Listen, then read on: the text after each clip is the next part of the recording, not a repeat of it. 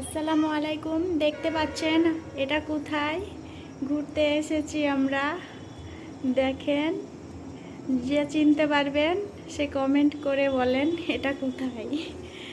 আর যারা চিনেন না তাদেরকে পরে দিতে বলবো, ঠিক আছে? রুকো ওখানে এই জায়গা ঘুরতে এসেছি, রুকো যারা খুব সুন্দর একটা জায়গা। দেখেন আমার গোলাপ একদম হ্যাং হয়ে গেছে। আর এটা